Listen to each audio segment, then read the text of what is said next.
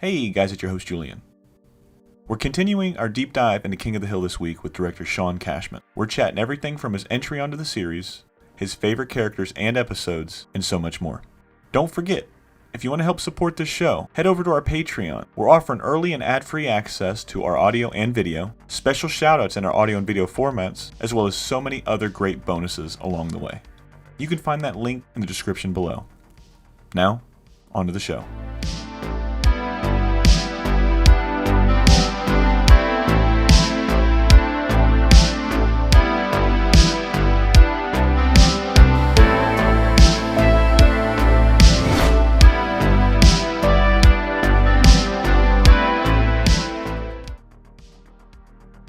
Ladies and gentlemen, welcome to What's My Head podcast. I'm your host, Julian. Today, I'm joined by returning guest, Shaun Cashman. Shaun, how are you, sir? Good, my friend. How are you? Oh, fantastic. I've really been looking forward to this one because not only have you set up quite a few of these chats for the King of the Hill folks, man, but you're coming on the show and you gave me 3 episodes that we're going to talk about specifically for King of the Hill that you directed that are phenomenal episodes, some beautiful shots, some beautiful dialogue in there, and just all around fantastic art. But before we get to all of that, ladies and gentlemen, that's called suspense building, Shaun. I'm trying to direct this show myself. I've learned a lot from watching the shows you've directed, so I'm trying to implement that into my show. But nonetheless, man, taking a step back before we get to those episodes that you directed, man, we talked a little bit the first episode you were on from King of the Hill. We did a whole episode with Shaun before, ladies and gentlemen, so go check that one out. But we did a lot of Billy and Mandy talking that one in Cartoon Network and how you got there. But I was both fascinated and floored at the same time. I was so excited when you said King of the Hill. Like I said, favorite adult animated show of all time. How do you go from, we just talked a minute ago, but how do you go from Simpsons to King of the Hill, back to the Simpsons to back to the King of the Hill, man? Can you give us that story? Sure. Well, the great thing was that both shows were being produced at the same animation studio, Film Roman. And I had been on The Simpsons by that point. I'd say about 5 or 6 seasons at that point. So I started initially on The Simpsons on season 4. That's how long ago that was. Yeah. And I had kind of worked my way up the ladder of doing all these different things, and I was kind of getting itchy to maybe I had become an assistant director, and I was working with about 3 different directors on The Simpsons at the time. And then when they started staffing up for King of the Hill, you know, some of the Simpsons personnel were kind of just moving on. They were moving from Springfield to Arlen, you know. So I had an opportunity on one of my breaks, one of my hiatuses from The Simpsons, to go upstairs, because it was on the 2nd floor, to help out and be an assistant director on an episode, because I think, if I remember correctly, I hope I'm not speaking out of turn here, but if I remember correctly, the AD on that show was fired. And they were already in production. So they asked me, well, I know you're on hiatus, but we've got this going on. Do you want to do it? I'm like, hell yeah, you know? Yeah. So I went up and I did that. And that was for the episode Texas City Twister, where the Twister hit Arlen. And that was a lot of fun.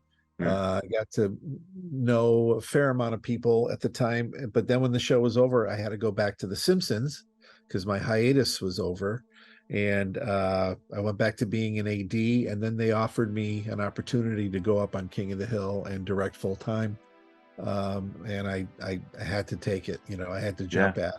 So I went upstairs to the 2nd floor and got settled in, and I ended up, after all is said and done, I worked almost as long on King of the Hill as I did on The Simpsons. It was maybe about 6 or 7 years.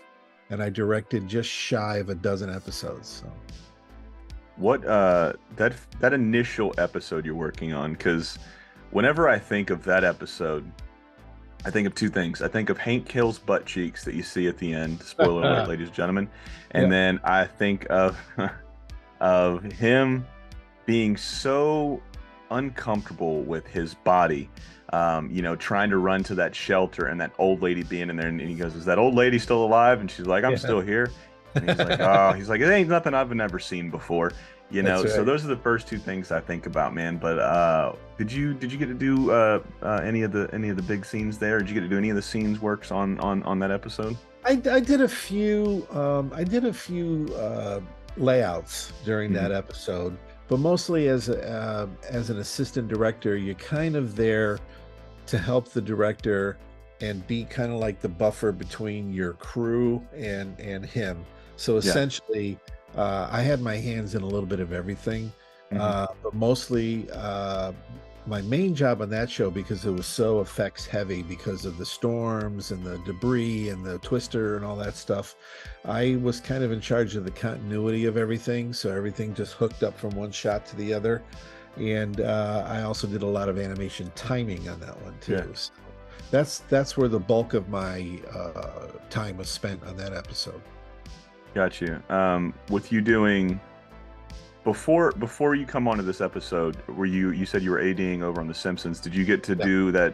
Did you get to take that director's chair before coming over to The Simpsons, or before coming over to King of the Hill? Excuse me. No, no, actually, it was kind of funny. I used that experience on King of the Hill to well, now I'm thinking that you asked a very good question there. I'm sorry I went silent, but Oh no, it's perfectly fine. yes, what happened was and I ended up directing an episode of The Simpsons. Hmm. And through all sorts of things happening, it went long, it went over schedule, went over budget, this, that, and the other thing. And eventually they had to shelve the episode because there was writing issues, guest star Hmm. issues. And so when I went back to King of the Hill, and I think I think that's when I did the Texas City Twister episode. And then I finished the Simpsons show, and then they offered me a full-time gig on King of the Hill after that. And so I was really kind of torn, because it was like, after I directed on The Simpsons, they weren't going to make me a full-time director. I was going to have to go back to being an assistant director. But King of the Hill was going to offer me a place on the director rotation Yeah. full time. So that's why I made that move. So there was a lot of back and forth going on between the two productions, mainly because of scheduling issues, and it Hmm. kind of worked out in my favor in the long run. Yeah. Well, Making any that's sense? cool. Oh, absolutely. The only reason Okay. I asked that one is because I was wondering, everybody, and I keep saying this, but I think it's very important because when you get to track your career in a sense, or you get to track your life, like through social media, it's so easy to track your life because, social media started for everybody. I was like 12, 13, 14 years ago, however long it's been until like, I mean, MySpace, if you really want to talk about it, early 2000s. But I Yeah, mean, right. like the Facebooks, the Twitters, the Instagrams, Uh-huh. going into a decade plus worth of people posting pictures of their lives, or stuff that they're doing, their artwork and everything. So you kind of get to track, from day one, what you looked like and what you started with to where you're at now, and you can kind of see that progression. And the whole Yeah. reason I asked that question, the AD to the director, Yeah. especially from Simpsons to King of the Hill, because they are done by the same production company, Film Roman, Right. but they couldn't be more different when it came That's to right. shows, right? So I was Absolutely. wondering if you had felt like a fish out of water going from an AD in The Simpsons to coming onto a completely new show, and then you're helming episodes. Like, do you remember what that initial feeling was like when you first became a director? Yeah, yeah. I'll preface that with a real quick story too, because when I first went to King of the Hill to AD on the Twister show, um, they had shown me this basic black and white pencil animation that Wes Archer had done to Hmm. help pitch the show to Fox, And at first, I'll be blunt and honest here. At first, I didn't like it. Yeah. I didn't like it. Why not? Uh, it just, I don't know. I'll be honest with you. I never really was a fan of Mike Judge's style. You How dare know, you? I know. But it all comes around. Trust me. Yeah. I did like the sense of humor. but yeah, I was being kind of snooty Hmm. after drawing The Simpsons for all these years, and then having to draw all these little nooks and crannies of the hills Yeah. and Dale and stuff. And to me, it didn't feel right at first. But when they made me the offer, I mean, I gladly took it because I was able to, I used to joke around that, if anybody works on The Simpsons long enough, even the janitor is going to be a director. You know what I mean? So and You just got and to so hold I out. yeah, so I felt like, well, here's an opportunity to do it now. So I took it, it took about, I think it was my second episode, and I don't remember exactly which one that was, but all of a sudden the humor just hit me. Hmm. It was literally just put a hook in me, and I got it, Yeah. if that makes sense. You know what I mean? All of a sudden I got it, and I started seeing the characters differently, and the humor was hitting me differently, and the stories were hitting me differently, and I turned into a fan pretty quickly. Yeah. Um, so what happened was, when I actually went on to the show full time, I was a little concerned that, yeah, because it's like you've got The Simpsons on one hand and you've got King of the Hill on the other, and like you say, they are so on opposite ends of the Hmm. spectrum in a lot of ways. And but that's part of our job in this business, is that when you go from studio to studio, or show to show, you have to adapt to whatever style of the show is that you're working on. And that was a true test for me, because The Simpsons was my first job in the business. Hmm. So that's all I knew, you Yeah. know. So it was a learning experience. It was scary at first, but like I said, I wasn't too sure about saying yes to being on the show.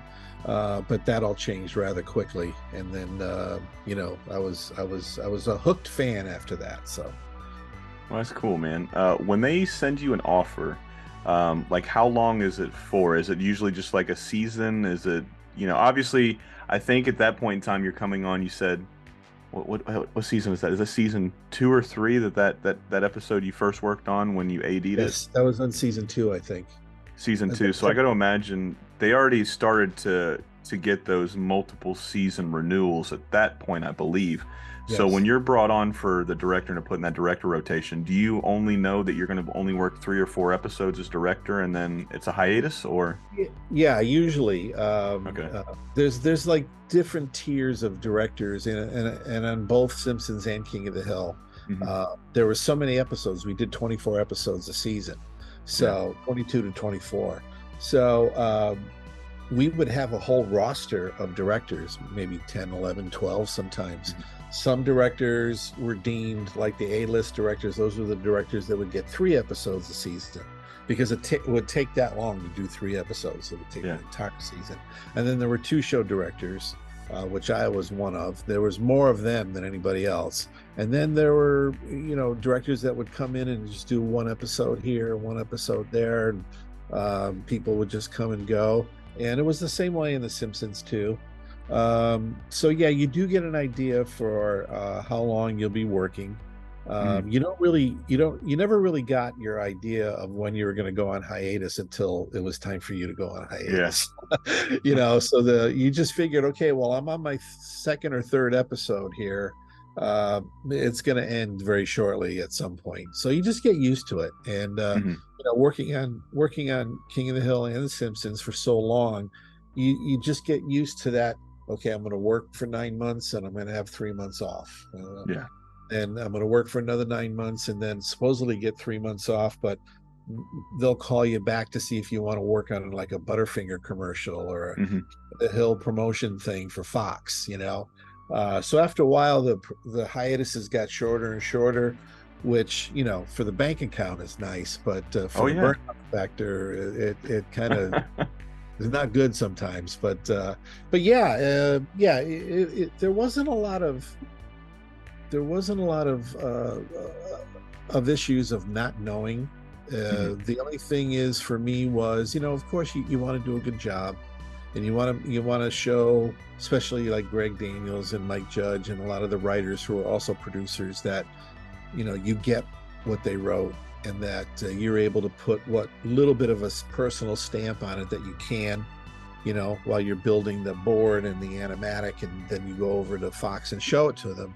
And sometimes it goes great, sometimes it doesn't go so great, but that's just the way Yeah. it goes. So you kind of learn to kind of roll with the punches, and but then you start really kind of learning things about who your bosses are, and what they like and Mhm. what they don't like. And speaking of likes and don't and things not to like, is that every year before the season started, before we would start boarding scripts every season on King of the Hill, we would get a do's and don't list from Mike Judge Yeah. as to the various characters, mainly Hank, mainly Bobby. You know, uh, Hank does not do this. Don't draw him like this. Bobby would never do this. Blah blah blah. But every season that list would get longer because they would add Yeah. on to the previous one, and then in the third season they would add on to the first two seasons note. So eventually it would get to be this big long litany of things that he just didn't want to see in any of the shows. So it's things like that. Um, but I wasn't too scared about going on the King of the Hill. I was nervous. I was very nervous because now it's time for me to kind of run my own crew Hmm. and be responsible for bringing a script to light and giving it life, and hope, and just kind of keeping your fingers crossed and hoping that, like I said, it goes over well. Yeah. Well, that's all you can really do is, man, is Yeah, hope for yeah, the best, you know? yeah. Um, It wasn't always an easy task, but just goes with the territory. well, you guys, I'm just gonna cut straight to it. You guys did some fucking magic over there on the show. Like I said, I've rewatched this series like 5, 6 times now at this point. I mean, I've been watching it since I was probably 11, 12, somewhere around there when I first started seeing it pop up, and I Yeah. did not miss an episode. And when I was growing up, man, fans, I'm sorry for telling the story again, but when I would grow up, Oh. it Mm. would usually start, they would play the week prior's episode, right? So all week on Fox leading up to the new episode on Sunday, they were playing, another episode, and then the week before, right? So Yep. 5:30, King of the Hills last week would show up. Then generally it was 6 o'clock during the week. You'd see the new episode that dropped that previous Sunday.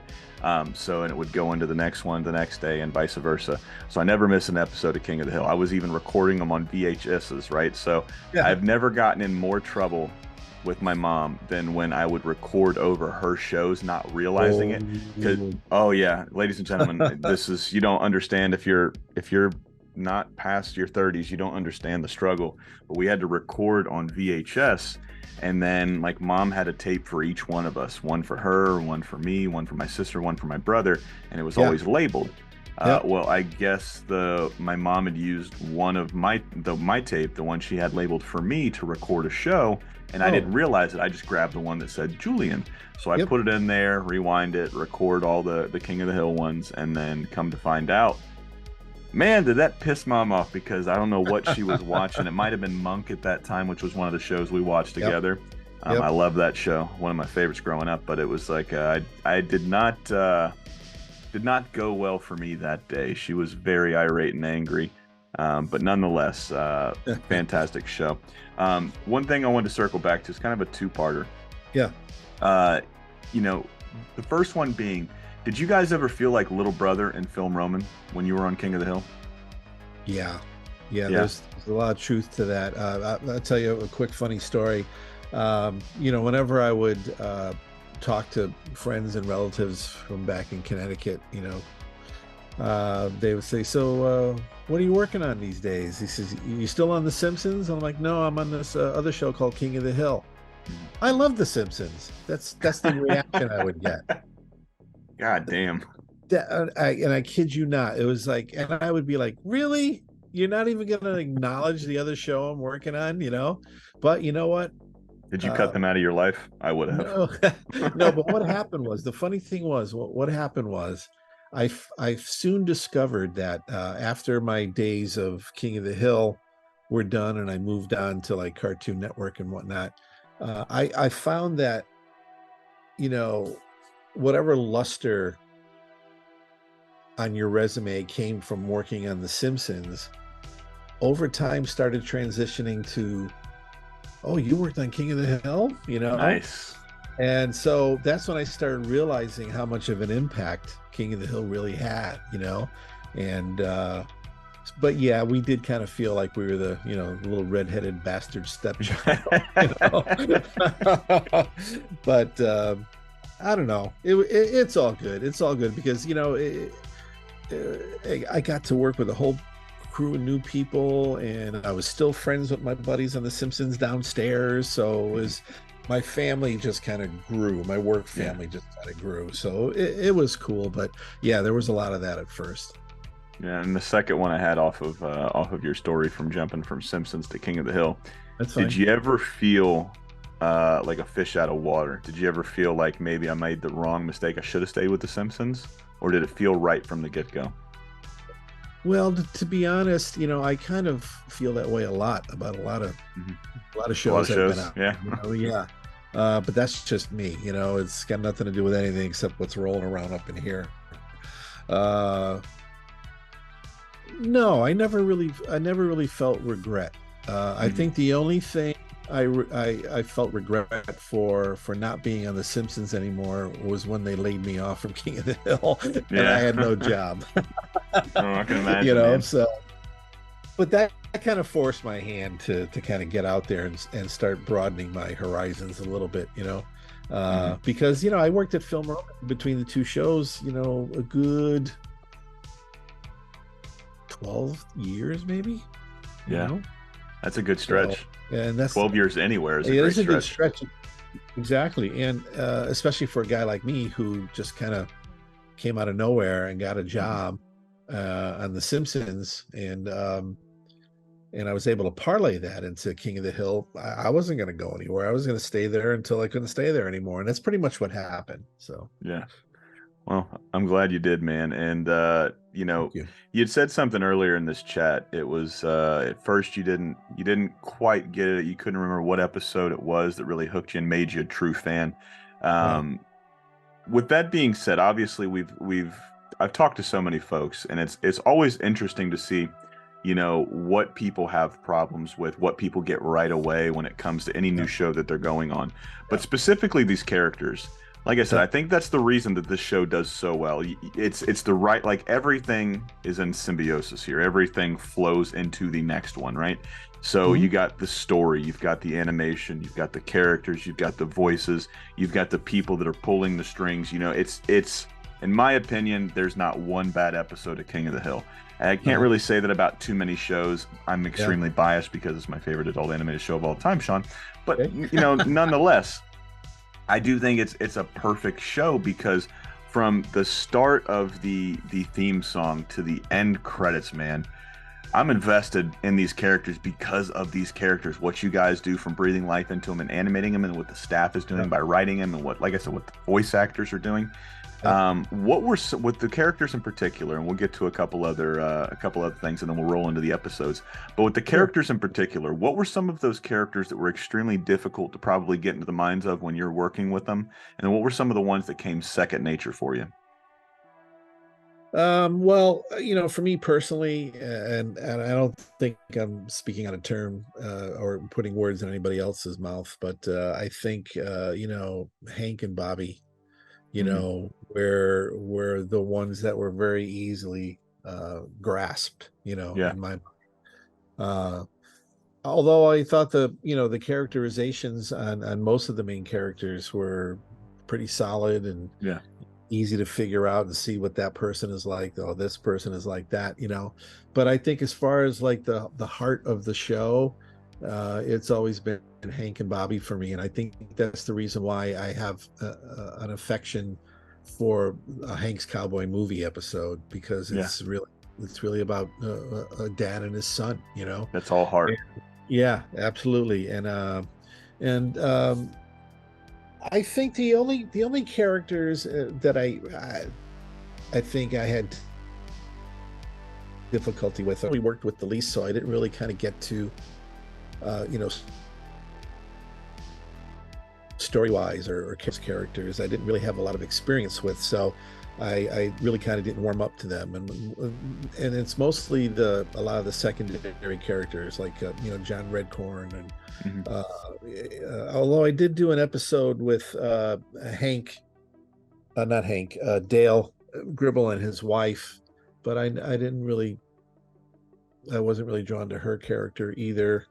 But not too many. I mean, you had some Oh, pretty solid absolutely. characters, and I think one of the great things from I think that helped alleviate my fears from maybe feeling like an outsider on King of the Hill was, as a director, I would get to go over to Fox and screen animatics for whatever episode I'm working on, and so Greg Daniels would be there, and then sometimes Mike would be on the telephone or something from Texas, and then all the writer producers are there, and I really enjoyed seeing the experience or seeing the process Hmm. of how can we make this better. You know what I mean? Yeah. That's a good joke. That one doesn't land so well. This part of the story is a little weak, and they would just banter back and forth, and even though it meant more work for me and my crew when they were done, it was always for the better, and I was Hmm. very impressed with that. Very, very impressed with that. um, so I know I'm kind of going off in a tangent Oh here, no, but I love tangents. yeah, but Yeah. I think for me, I didn't really have that experience on The Simpsons, even on the one episode I directed, because there was so many things going on with that episode outside of the story of the episode, but including the story of the episode, that it wasn't the best experience in the world, Hmm.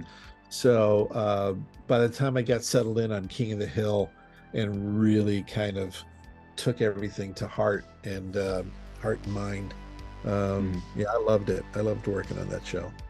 Well, I could tell, man. Like I said, you guys had a lot of heart in this. It started with the concept of these characters, and you guys, like I said, built the world within them, or built the world around them, excuse me, and then Yeah, you built them within the world to enhance that foundation of King of the Hill. So, yeah. you'll never hear me say anything bad about the show ever.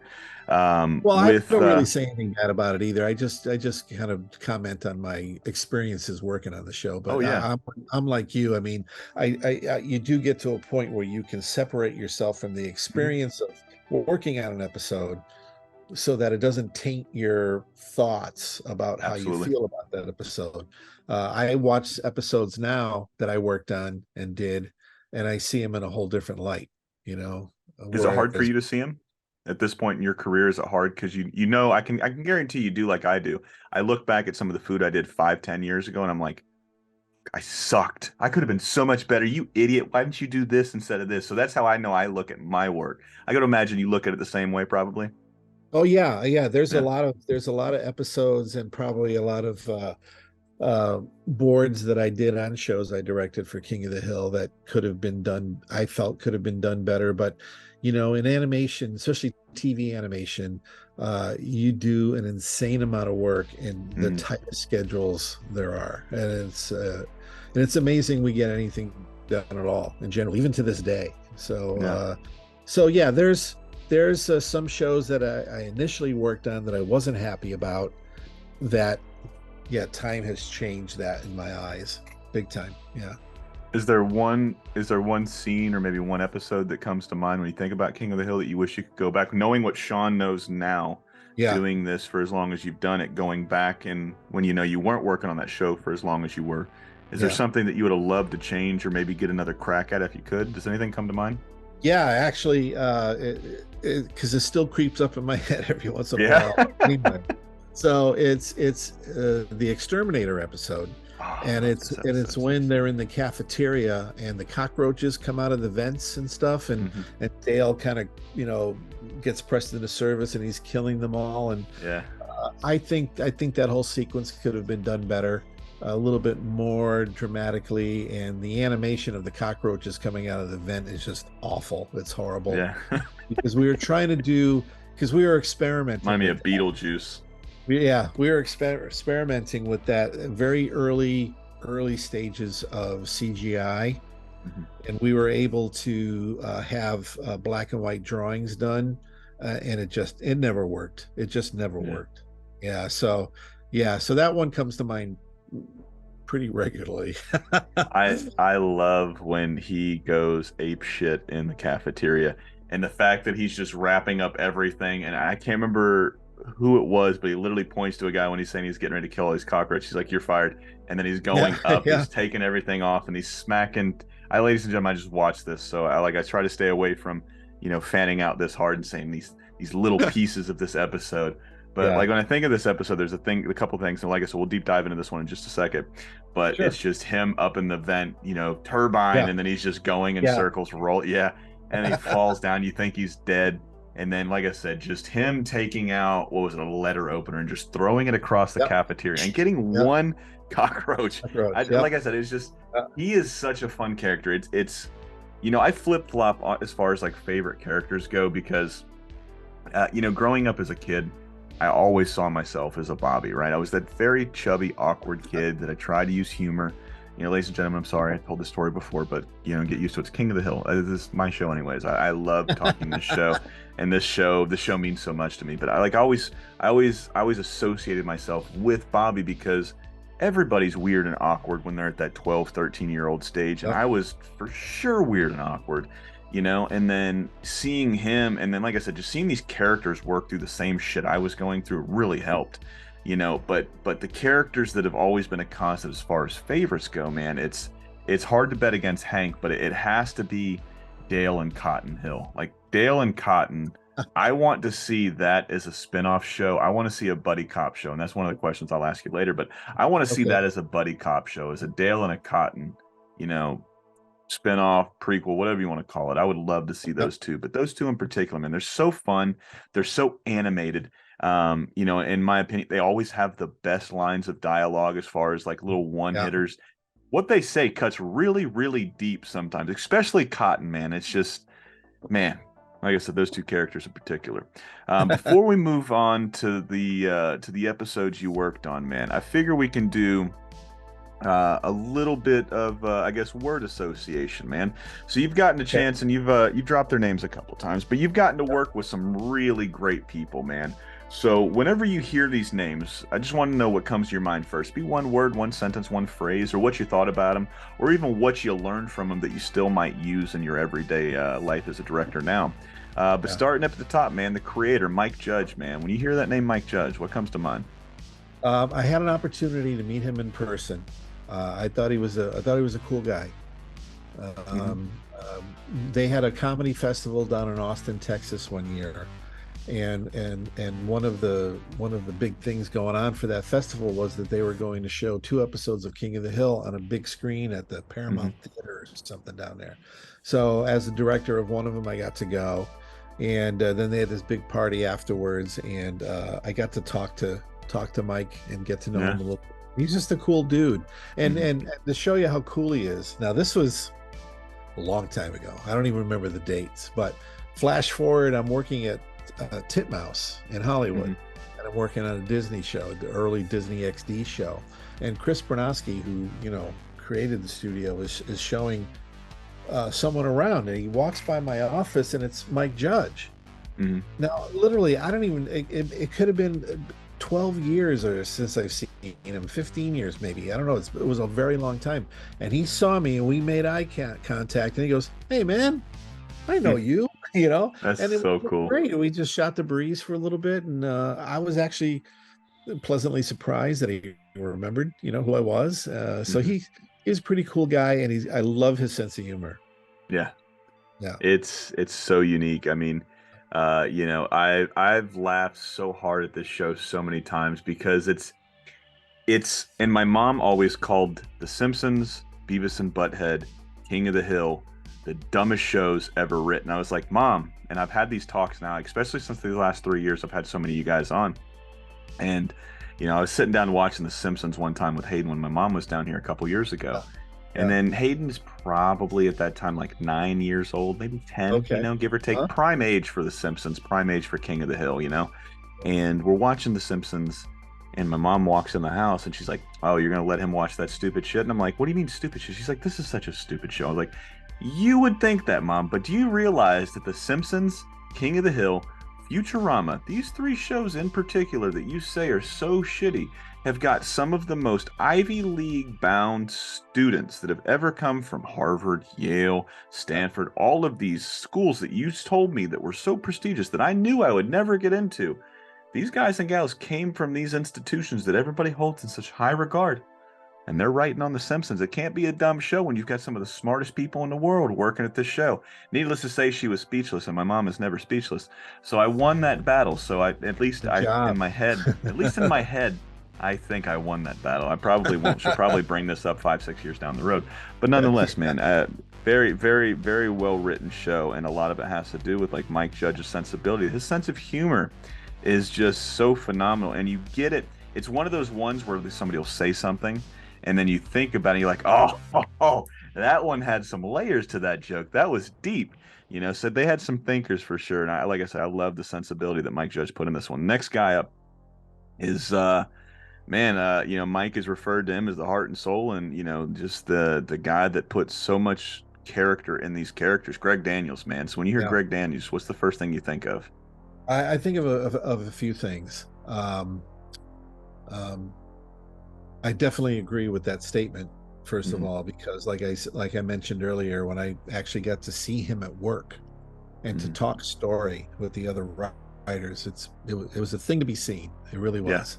Um, the other words that come to mind are intimidating. Ooh.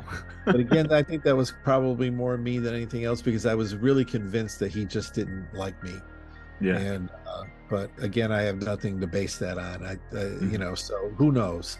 Um, but yeah, he not to take anything away from Mike, but Greg did the day-to-day nitty-gritty of making that show, you Absolutely. know, and he was in charge of the writers and yeah, he really, I think, he's just, if not more, is the reason why it was so successful.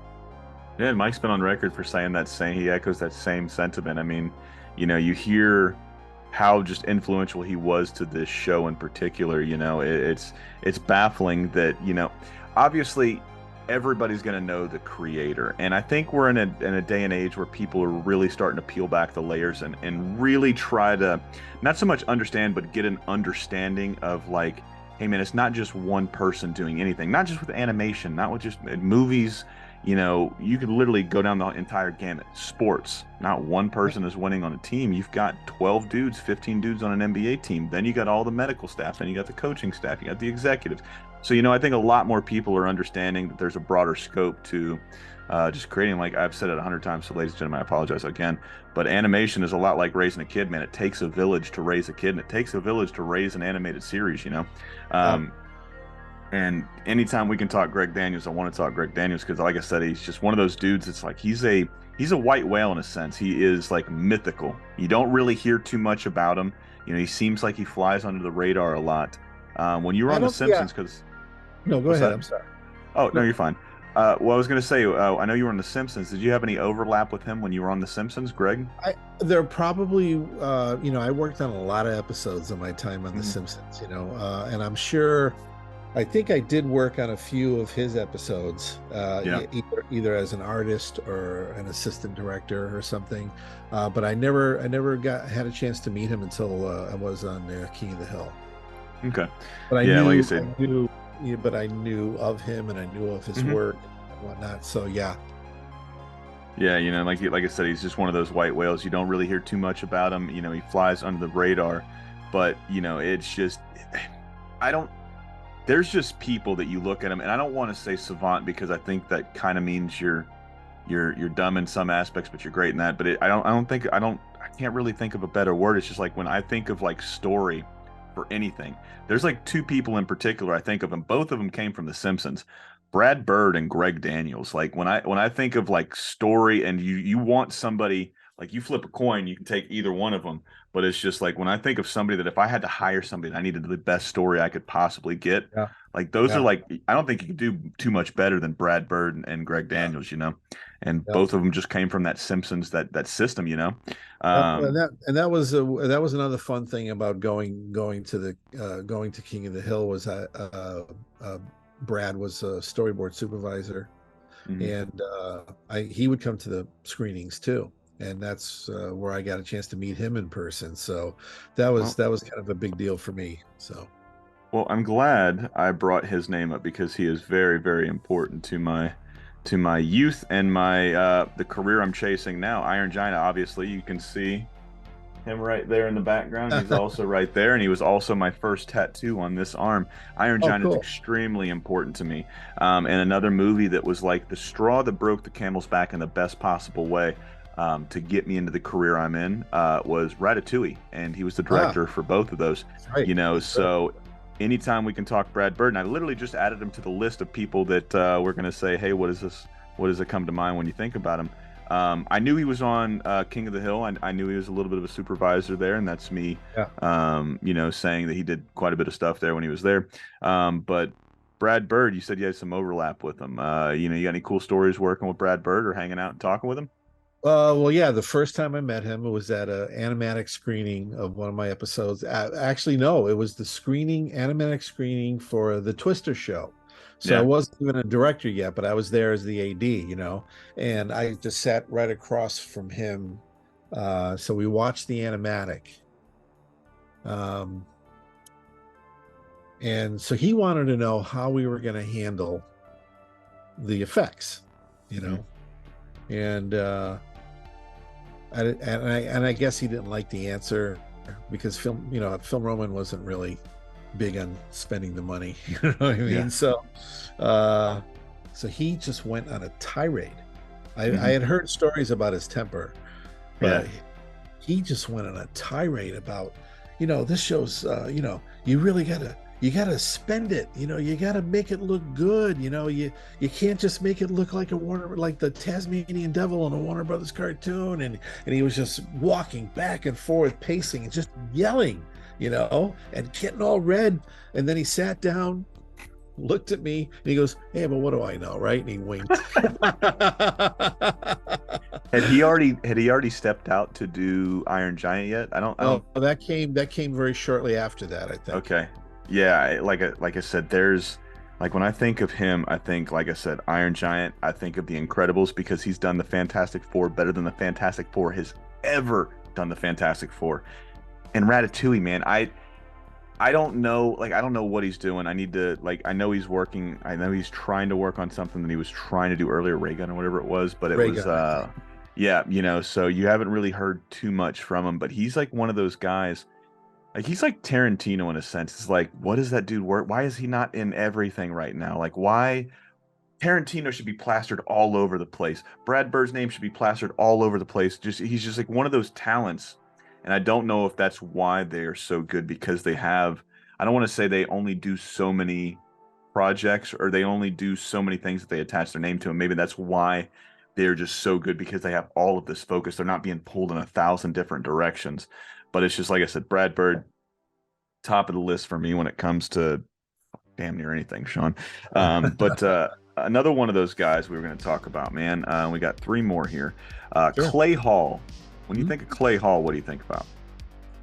Well, I knew Clay from my days on The Simpsons, Mhm. and he was pretty. I think he was pretty instrumental in getting me up on King of the Hill, Yeah. uh, because we would go to lunch a lot when we were on The Simpsons, and we all kind of just hung out whenever we could and stuff. And so I think because he had approached me and he kind of asked me, you think you might want to, you know, try something new or whatever, Yeah. and I don't think I was feeling that brave at the time.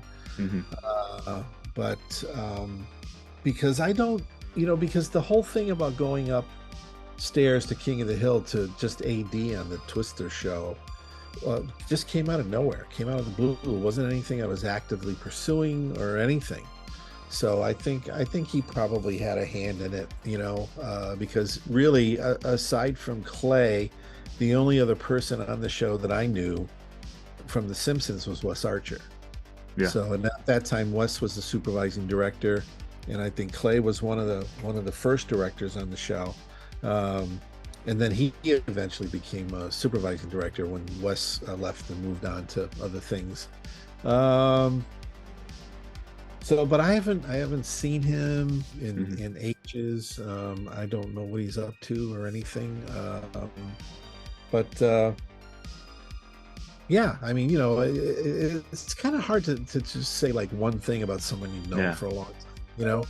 So we kind of, I think we kind of, I don't know if we had a falling out, but we kind of grew apart, for lack of a better Yeah. phrase, I guess. Hmm. And because he went on to the early days of DreamWorks TV when they were doing CGI series Yeah. and stuff like that. So he went on to bigger and better things, and I was still back at, you know, King of the Hill, trying to stay above water.